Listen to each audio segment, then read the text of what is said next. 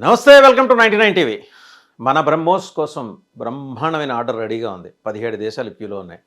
ఒకసారి ఆ దేశాల పేర్లు చెప్పుకొని మనమేంటి, మన బ్రహ్మోస్ ఏంటి, మన బ్రహ్మోస్ సామర్థ్యం ఏంటో అది కూడా వివరంగా మాట్లాడుకుందాం. మొత్తం Vietnam, Singapore, Brunei, Thailand, Malaysia, Indonesia, Brazil, Chile, Argentina, Venezuela, Qatar, Oman, Egypt, Saudi Arabia, United Arab Emirates, Bulgaria, South Africa. Basic version అంటే 290 కిలోమీటర్ల టార్గెట్ని ఛేదించే బేసిక్ వర్షన్ ఖరీదు 35 కోట్ల రూపాయలు. ఇది మన బ్రహ్మోస్కి ప్రపంచ మార్కెట్లో విపణి వీధిలో మన బ్రహ్మోస్కున్న డిమాండ్, ఆ గ్లామర్ లాంటిది. సరే, దాదాపు అంటే గడిచిన 3-4 డికేట్స్గా we are been concentrating more on strengthening our defence systems. ఈ సందర్భంగా ఇక్కడ మనం మాట్లాడుకోవాల్సింది ఏంటంటే, శాస్త్రవేత్త మన రాష్ట్రపతి ఆయన మన మధ్యలో లేరు. మాజీ అని అనలేము ఆయన్ని, ఎందుకంటే మన మధ్యలో లేకపోయినా మన మధ్యలో ఉన్న ఆ ఫీల్ని, ఆ అనుభూతిని మనకి మిగిల్చి వెళ్ళిన మహానుభావుడు డాక్టర్ ఏపీజే అబ్దుల్ కలాం. ఆయన అలాగే మనోహర్ పారికర్, విజనరీ లీడర్, దేశ రక్షణ శాఖ మంత్రిగా చేసిన గోవా మాజీ ముఖ్యమంత్రి. ఇద్దరూ దివంగతులయ్యారు. కానీ వాళ్ళకి అక్కడేదో స్వర్గంలో వీళ్ళతో పని ఉండబట్టి దేవుడు వాళ్ళని తీసుకెళ్ళాడు. ఇక్కడికన్నా ఎక్కువ పనులు అక్కడే చేయాల్సిన మంచి పనులు. వాళ్ళ గురించి తెలుసుకోకుండా మనం ఈ సబ్జెక్ట్లోకి వెళ్ళలేము. ఆ మహనీయులిద్దరిని తలుచుకుంటూ ఎలాంటి స్వదేశీ టెక్నాలజీని మనం డెవలప్ చేసుకున్నాం అనేది ఇక్కడ మాట్లాడుకోవాలి. చాన్నాళ్ళ వరకు కూడా మనం రష్యా మీద ఎక్కువ డిపెండ్ అయిన పరిస్థితి మనం చూసాం. ఇవాళ ఇండిజీనియస్ టెక్నాలజీతో తయారు చేసిన మిసైల్ బ్రహ్మోస్, మన దేశంలోని బ్రహ్మపుత్ర అనేది రష్యాలోని మోస్క్వా నదుల పేర్లను కలుపుతూ బ్రహ్మోస్ అని పెట్టారు. ఎందుకంటే రష్యన్ కొలాబరేషన్ కాబట్టి.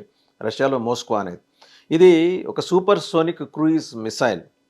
ఈ బ్రహ్మోస్ క్షిపణిని అభివృద్ధి చేయడానికి $250 మిలియన్ ఖర్చు, అంటే మన భారత కరెన్సీలో ఎంత అయిందంటే 2135 కోట్ల రూపాయలు అయింది. ఇది ఈ క్షిపణి తాలూకు పరిజ్ఞానాన్ని డెవలప్ చేసుకోవటం కోసం. ఇది మొత్తం ఇది సూపర్ సోనిక్ క్రూయిజ్ మిసైల్ అని చెప్పుకున్నాం కదా. బ్రహ్మోస్ ప్రాజెక్ట్లో మన దేశానికి, భారత్కి 50.5% వాటా ఉంటే రష్యాకి 49.5% ఉంది.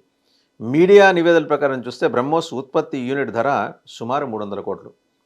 అలాగే ఒక్కొక్క క్షిపణి ధర సుమారు 34 కోట్లు. ఇది చెప్పేది బేసిక్ వర్షన్ ఉంటుందని అంచనా.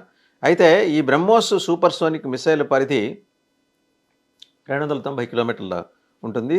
దాని అధునాతన వర్షన్ పరిధి 500 నుంచి 800 కిలోమీటర్లు ఉంటుంది. ఇది ప్రస్తుతం పాకిస్తాన్కి బెంగపట్టుకుంది ఏంటంటే 500 to 800 కిలోమీటర్స్ రేంజ్ బ్రహ్మోస్కి ఉన్నది. అలాగే ఇది ఈ క్షిపణి 200 నుంచి 300 కిలోల వరకు అధిక పేలుడు పదార్థాలు, అంటే హెవీ ఇంటెన్సిటీ ఉన్న ఈ బ్లాస్టింగ్ మెటీరియల్ని తీసుకెళ్తుంటుంది. ఈ బ్రహ్మోస్ క్షిపణిని 2017లో భారత్కు చెందిన సుఖోయ్ 30 ఫైటర్ జెట్ నుంచి పరీక్షించారు. ఎప్పుడు 2017లో ఆ ప్రయోగం సక్సెస్ అయింది. అయితే ఇక్కడే ఒక ఆసక్తికరమైన ఉంది. ఎందుకంటే దీన్ని గురించి హిందుస్థాన్ ఏరోనాటిక్స్ లిమిటెడ్ మాజీ చైర్మన్ ఆర్కే త్యాగి 2017లోనే కీలక విషయాలు ఆయన షేర్ చేశారు. ఆయన బ్రహ్మోస్ క్షిపణిని అనుసంధానించేందుకు ఆ రోజు 1300 కోట్ల రూపాయలు అడిగింది రష్యా. అయితే దాన్ని భారత కంపెనీలు మాత్రం 80 కోట్ల రూపాయల్లో పూర్తి చేశాయి. ఈ క్షిపణి అనుసంధానించే ప్రక్రియ చాలా ఇంపార్టెంట్. సుఖోయ్ 30 ఎంకేఐ ఫైటర్ జెట్లకు బ్రహ్మోస్ అనుసంధానించే మనకి we have Sukhoi 30 MKI fighter jets.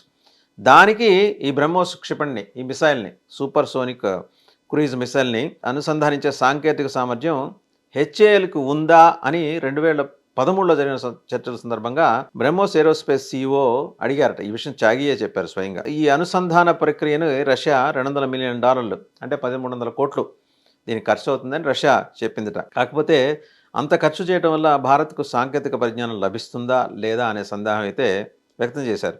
ఇదే సందర్భంలో 2013లో ఇండియన్ ఎయిర్ స్పేస్ అధికారి ఎయిర్ మార్షల్ అరూప్ రాహా, ఈయన ఈ మొత్తం ఇంటిగ్రేట్ చేస్తే ఎయిర్ ఫోర్స్ ఒక గేమ్ చేంజర్గా మారుతుందని చెప్పారు అప్పట్లోనే. ఇంటిగ్రేషన్ సుఖోయ్ 30కి దీన్ని ఇంటిగ్రేట్ చేయాలి. బ్రహ్మోస్ మిసైల్ని ఇంటిగ్రేట్ చేయడానికి రష్యా అడిగింది $200 మిలియన్, అంటే 1300 కోట్ల రూపాయలు. మరి అంత తాహతుండా, అంత ఇది ఖర్చు పెట్టడానికి కావాల్సినంత బడ్జెట్ కూడా ఉండాలి కదా మనకి. సరే, దీని మీద హెచ్ఏఎల్లోని నాసిక్ డిజైనర్స్ చాలా రకాలుగా పరిశీలించారు హిందుస్థాన్ ఏరోనాటిక్స్ లిమిటెడ్లో. కొన్ని నెలల తర్వాత వాళ్ళు అయితే క్లారిటీ ఇచ్చారు, మేము చేస్తాం, నథింగ్, మాకు ఇబ్బంది ఏం లేదు, దీని సీఈఓ ఏఎస్ పిళ్ళై ఈ ప్రాజెక్టు కోసం కేవలం 80 కోట్ల రూపాయల బడ్జెట్ మాత్రం ఇచ్చారు. రష్యా అడిగింది ఎంత అండి? $200 million. It comes around 1300 crores, వెరాజ్ our Indian companies could able to do it with in 80 crores, 80 కోట్ల బడ్జెట్లో. అందులోనే బ్రహ్మోస్ క్షిపణిని సుఖోయ్ 30కి అనుసంధానం చేయాలని కూడా ప్రయత్నం జరిగింది. ఈ క్రమంలోనే బ్రహ్మోస్ ఆర్థిక పరిమితులను దృష్టిలో ఉంచుకొని హెచ్ఏఎల్ బోర్డు ఒక చారిత్రాత్మక నిర్ణయం తీసుకుంది, ఒక హిస్టారికల్ డెసిషన్. ఇందులో ఎలాంటి లాభం రాకపోయినా దేశ ప్రయోజనాల దృష్ట్యా 80 కోట్ల రూపాయలకే పూర్తి చేసేందుకు హెచ్ఏఎల్ అంగీకరించింది. ఇది జరిగిన 4 ఏళ్ల తర్వాత, అంటే 2017 నవంబర్ 22వ తేదీన ఒక సుఖోయ్ 30 ఎంకేఐ నుంచి కళైకుండా నుంచి 2.5 టన్నుల బరువున్న బ్రహ్మోస్ క్షిపణితో బంగాళాఖాతంలోని లక్ష్యాన్ని ఛేదించడానికి బయలుదేరింది. అత్యంత ఖచ్చితత్వంతో, అంటే కంప్లీట్ యాక్యురసీ, వీకెన్స్ 100% యాక్యురసీ తోటి ఈ బ్రహ్మోస్ క్షిపణి 260 కిలోమీటర్ల దూరంలో ఉన్న సముద్ర లక్ష్యాన్ని విజయవంతంగా ఛేదించింది. సో ఇది బ్రహ్మోస్ కెపాసిటీ. అందువల్ల 17 దేశాలు ఇవాళ బ్రహ్మోస్ కోసం చూస్తున్నాయి.